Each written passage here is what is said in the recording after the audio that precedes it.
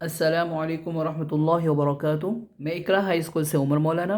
तो बच्चों, कोविड-19 की वजह से गवर्नमेंट ने हमारी क्लासेस को ऑनलाइन कर दिया है।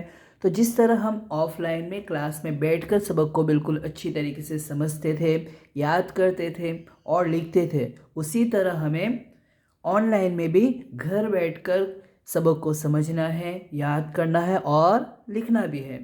तो अब हम सबक को शुरू करते हैं। तो आज का जो सबक है वो हमारा स्टैंडर्ड फोर्थ में चैप्टर नंबर 6 का पार्ट 1 है। इस सबक को हमें दोबारा समझना है क्योंकि हमने इसकी मश्क कर ली थी। जैसे ही चैप्टर कंप्लीट होता है तो एक मरतबा वापस उसकी दोबारा मश्क की जाती है, वो हमारी बाकी है।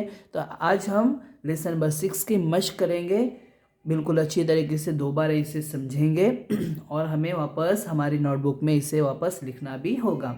तब हम सबक को शुरू करते हैं। बिस्मिल्लाहिर्रहमानिर्रहीम। देखो यहाँ पे जो सबक है वो है, जो हरूफ है उन्हें मिलाकर अल्फाज बनाना है, यानी ज्वाइन करना है, मैच करना है ना, मिलाना है एक दूसरे से। तो जैसे यहाँ पे देखो, अलिफ जमा खौ जमा जाल, क्या है? अलिफ जमा खौ जमा जाल बराबर। फिर यहाँ पे देखो सेकेंड नंबर पे, यानी 3 हिस्से किए हैं बच्चों। पहले हिस्से में तो अलिफ जमा खौ जमा जाल है, फिर उनको दरमियान में वापस उसी तरह अलिफ खौ और जाल लिखा है ज़बर की हरकत के साथ, लेकिन मिलाया नहीं है एक दूसरे के साथ। यह शुरू की अलिफ का शक्ल है, फिर ये खौ जब शुरू में लिखते हैं और ये जाल जब आखिर में लिखते हैं। क्योंकि हमने इस सबक को बिल्कुल अच्छी तरीके से समझ लिया था। मैंने इस सबक को आप लोग को पिछले लेसन में बिल्कुल अच्छी तरीके से, लेसन नंबर 3 में बिल्कुल अच्छी तरीके से समझा दिया था कि जो अल्फाज होते हैं, जो हरूफ होते हैं, जो हर्फ होते हैं, उनकी शुरू की शक्ल इस तरह लिखी जाती है। दरमियान में जब वो हर्फ आ जाता है तो उसको ऐसे लिखा जाएगा, और आखिर में जब आ जाएगा वो हर्फ तो कैसे लिखा जाएगा वो हमने पीछे जो सबक गुजरा है उसमें बच्चों बिल्कुल अच्छी तरीके से समझ लिया है।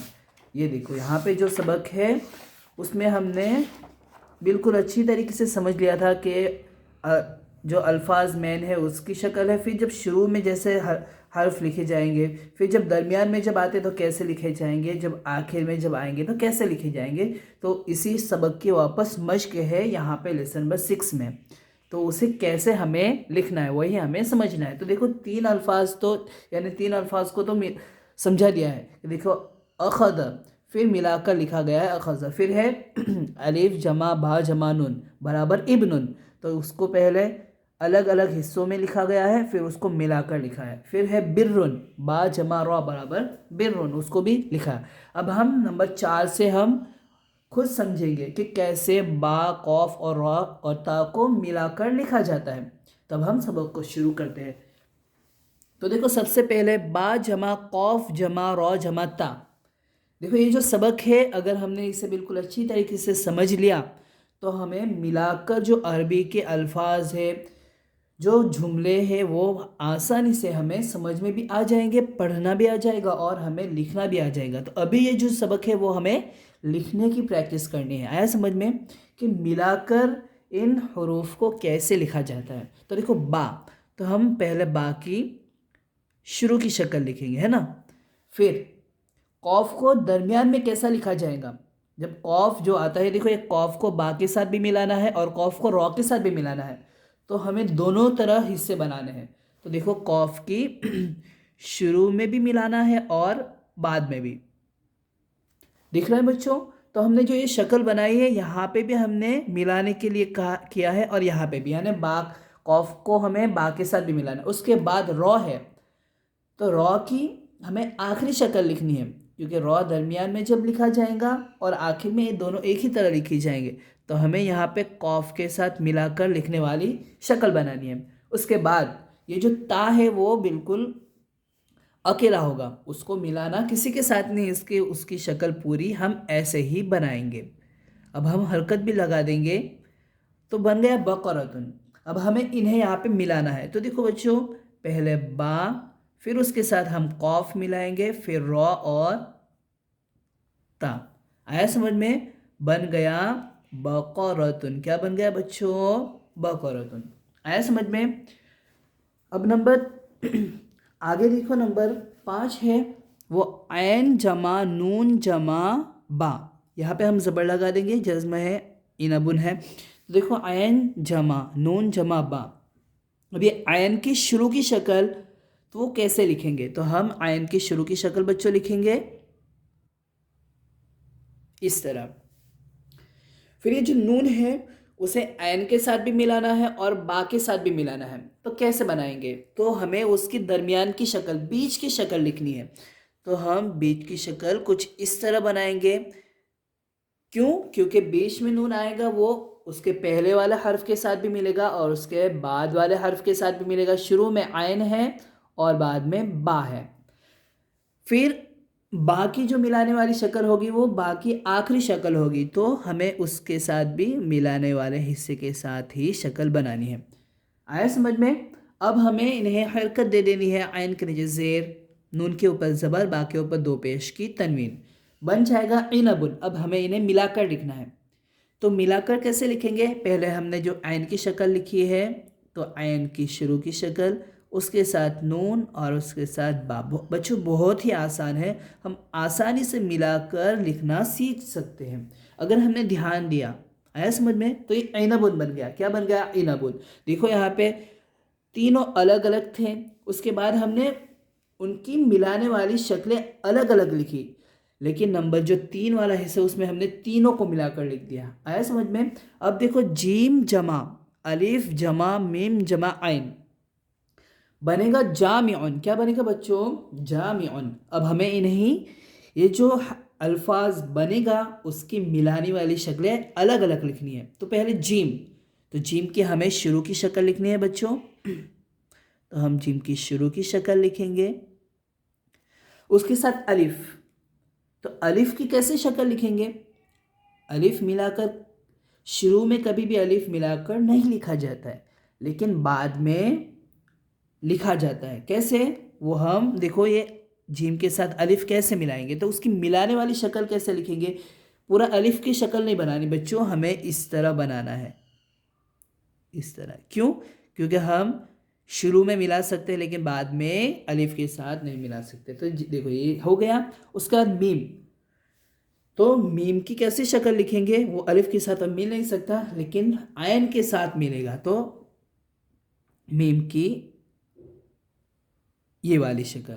उसके बाद आयन, तो आयन को कैसे मीम के साथ मिलाएंगे, तो मीम की आयन की आखिरी शक्ल।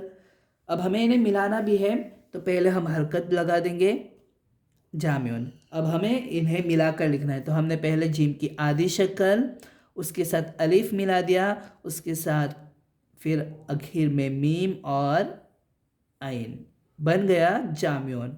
आ रहा है समझ में, बहुत ही आसान है। उसके बाद जीम जमा अलिफ जमा रॉ जारुन, इन्हें भी हमें मिलाकर लिखना होगा। तो पहले मिलाने वाली शक्लें बनाएंगे। तो पहले जीम की शुरू की शक्ल लिखेंगे बच्चों, उसके साथ हमें अलिफ की मिलाने वाली शक्ल लिखनी है और उसके बाद रॉ की आखिरी शक्ल जो मिलेंगी नहीं, हमें अलग ही लिखना है। फिर हरकत दे देंगे, बनेगा जारुन। तो देखो जीम अलिफ रॉ बराबर क्या हुआ बच्चों, जारुन हुआ। उसके बाद है खौ जमा रॉ जमा वाव जमा जीम खुरूजुन। कैसे बनाएंगे हम मिलाने वाली शक्लें, तो पहले खौ की शुरू की शक्ल बच्चों इस तरह। बार बार ये अल्फाज, ये हर्फ आ रहे हैं कि हमें आसानी से लिखना आ जाए। तो देखो खौ, फिर रॉ, तो रॉ की कौन सी शक्ल लिखेंगे, रॉ को हमें किसके साथ मिलाना है, खौ के साथ मिलाना है। किसके साथ, खौ के साथ। रॉ को खौ के साथ मिलाना है, इसलिए हमें मिलाने वाली शक्ल लिखनी है। उसके बाद वाव, वाव रॉ के साथ मिलेगा नहीं मिलेगा, क्योंकि रॉ के साथ बाद में कोई भी हर्फ नहीं मिला सकते। रॉ के शुरू में तो मिला सकते हैं लेकिन बाद में बच्चों रॉ के साथ कभी भी कहीं पे भी रॉ के बाद कोई भी हर्फ मिल नहीं सकता, उसके बाद में अलग आ सकता है। तो हमें रॉ को, वाव को अलग ही लिखना है। उसके बाद जीम, तो वाव के बाद भी कोई भी हर्फ मिला नहीं सकते, इसलिए जीम को भी हमें अलग ही लिखना है।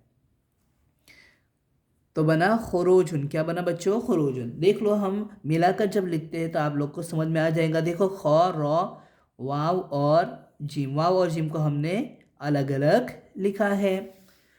उसके बाद बच्चों है दाल जमा लाम जमा या जमा लाम दलीलुन। तो पहले दाल, तो दाल की शुरू की शक्ल लिखनी है, बाद में हम दाल के साथ कोई भी हर्फ मिला नहीं सकते, इसलिए दाल को हम उसकी शुरू की शक्ल लिखेंगे। उसके बाद लाम, तो बच्चों जो लाम जो है उसके हमें या के साथ मिलाना होगा, तो लाम की शुरू की शक्ल। उसके बाद या है, ये या जो है वो शुरू के लाम के साथ भी मिलेगी और बाद वाले लाम के साथ भी मिलेगी, इसलिए हमें लाम की दरमियान या की दरमियानी शक्ल बनानी है, बीच वाली शक्ल।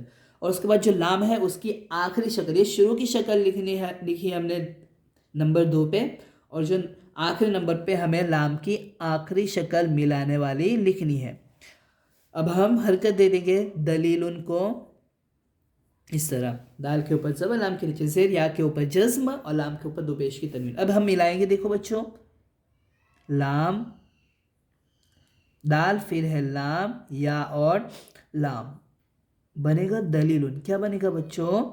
दलीलुन। आया समझ में? हम इस ज़बर को थोड़ा अच्छे से कर लेते हैं, थोड़ा बड़ा हो गया है।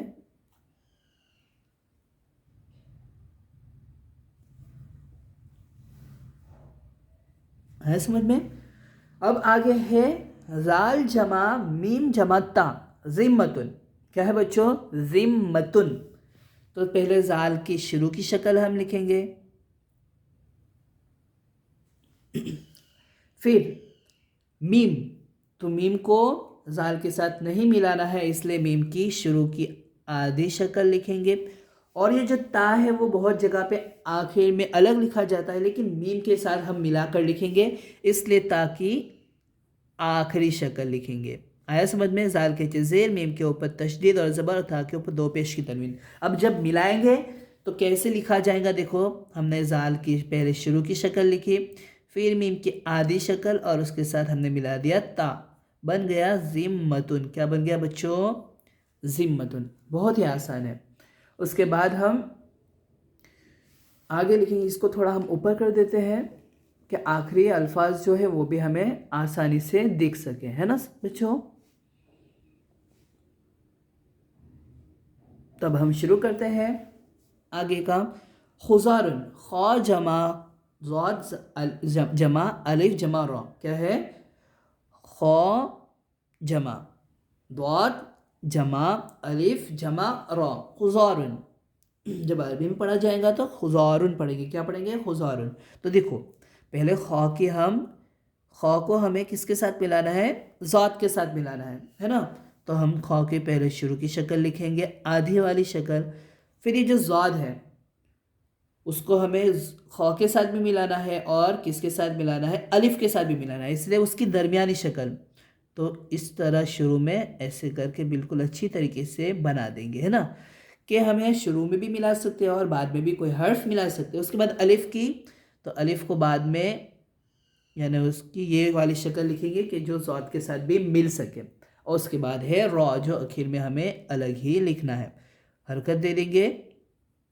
उसके बाद जब मिलाएंगे तो बच्चों देखो, खा ज़ाद अलिफ और रॉ, बन गया बच्चों खुजारुन। आया समझ में? तो बच्चों आज का सबक हमें बस इतना ही समझना है, आगे का सबक हम दूसरे वीडियो में समझेंगे। तो इसको बिल्कुल अच्छी तरीके से हमें समझ लेना। देखो, ये सबक हमारे लिए बहुत ही अहमियत रखता है, क्योंकि मिलाकर लिखने के लिए, यानी अरबी जो जुमले है, अरबी जो सबक होता है उसको हमें मिलाकर ही लिखना होता है।